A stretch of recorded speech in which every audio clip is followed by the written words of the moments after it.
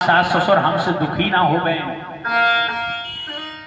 माता पिता की पूजन करो। कहते हैं जिस घर में वृद्धों का सम्मान होता है, माता पिता की पूजन होती है, उस घर से भोले बाबा कभी भी दूर नहीं जाते हैं, क्योंकि बाबा ने ही तो वरदान दिया है। जब इसका परीक्षण कर लिया तो भोले बाबा ने कहा ठीक है, हम तुमसे प्रसन्न हैं, अब तुम्हारा हम विवाह कर देते हैं। तो भोले बाबा ने विश्व रूप, जो विश्वकर्मा की प्रजापति की दो कन्याएं थी, जिनका नाम है सिद्धि और बुद्धि। शिव महापुराण में सिद्धि और बुद्धि आया है, गणेश पुराण में रिद्धि और सिद्धि आया है। वही एक ही नाम है, अलग अलग नाम है। तो रिद्धि और सिद्धि दोनों के साथ में गणेश जी का विवाह कर दिया। अब दो विवाह क्यों हुए थे गणेश जी के, इसके पीछे क्या कथा है। एक बार गणेश जी भ्रमण करने के लिए गए, तीर्थ यात्रा कर रहे थे पूरी पृथ्वी की, हर तीर्थ का सेवन कर रहे थे। तो वहीं पर इनके लिए धर्मध्वज की बेटी वृंदा ने देख लिया। वृंदा ने जैसे ही देखा तो वृंदा कहने लगी, हम आपके रूप को देख करके मोहित हो गए हैं, इसलिए आप ऐसा करो, हमसे विवाह कर लो। तो गणेश जी ने मना कर दिया, बोले हम तुमसे विवाह नहीं करेंगे। बोले क्यों? बोले क्योंकि अभी हम तीर्थ यात्रा में हैं। तो वह गुस्सा हो गई और गुस्सा में आकर के उसने गणेश जी से कह दिया, तुमने हमसे विवाह नहीं करवाया है तो मैं तुम्हें श्राप देती हूं, तुम्हारी एक पत्नी नहीं दो पत्नी होंगी, तुम्हारे दो विवाह होंगे।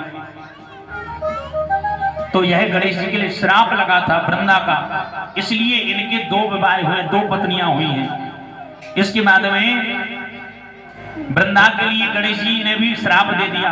बोले तुमने हमें अकारण श्राप दिया है, इसलिए हम तुम्हें श्राप देते हैं, तेरा पति राक्षस होगा। तो उन्हीं का पति हुआ है जलंधर, जिसका नाम शंखचूर्ण भी है, वही हुआ है। और बोले हम तुम्हें श्राप देते हैं, तुम्हारी जड़ बुद्धि है, क्योंकि तुमने ना हमसे सोचा ना समझा और हमें श्राप दिया, इसलिए हम तुम्हें श्राप देते हैं कि तुम वृक्ष जाकर के बन जाओ। तो वही वृंदा है जो तुलसी बनकर के आई है, जिनके लिए हम तुलसी के रूप में पूजते हैं। और विष्णु भगवान ने भी कहा था कि तुम वृक्ष बन जाओ और तुम्हारे बिना हम भोग नहीं लेंगे। तो सालग्राम भगवान के लिए बिना तुलसी के भोग नहीं लगता है। गणेश जी ने जब ऐसा कहा तो वह चरणों में गिर गए, बोले प्रभु हमें क्षमा कर दो, क्षमा कर दो। तो बोले तुम क्षमा मांग रही हो तो हम तुम्हें वरदान देते हैं, विष्णु के लिए तुम अति प्रिय होगी। देखिए तुलसी मैया के लिए, और जिस दिन ये श्राप दिया था उस दिन रविवार था,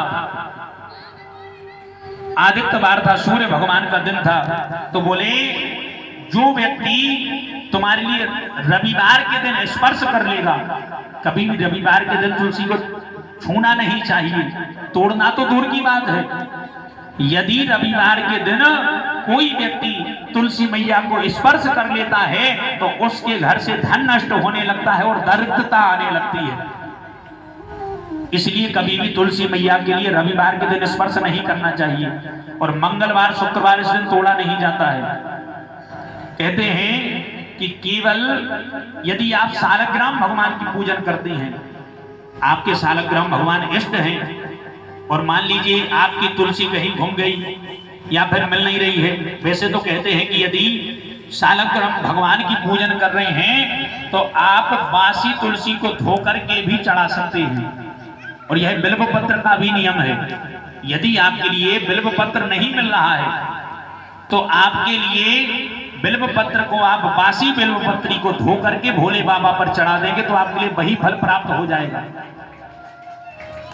सोमवार के दिन कभी भी बिल्व पत्र नहीं तोड़ना चाहिए।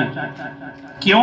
क्योंकि बिल्व पत्र जब प्रकट हुई है तो इसमें किस किस का वास है? पार्वती मैया का, गंगा मैया का और लक्ष्मी मैया, तीनों मैयाओं का वास है। आप लोगों ने कथा सुनी थी कैसे बिल्व पत्री की उत्पत्ति हुई है। तो सोमवार के दिन कभी बिल्व पत्र नहीं तोड़नी चाहिए, और सोमवार ही थे शंकर जी को दिन। तो बोले क्या करें? बोले एक दिन पहले तोड़ लेंगे, और प्रयास तो ये करना चाहिए कि बिल्व पत्र एक एक बिल्व पत्री तोड़नी चाहिए, कभी भी उसकी डगार नहीं तोड़नी चाहिए, क्योंकि वह देव वृक्ष है। तो यदि आप रविवार के दिन बिल्वपत्री ले आवे रात्रि में, और यदि आप सोमवार को उसके लिए जल से धो करके भोले बाबा पर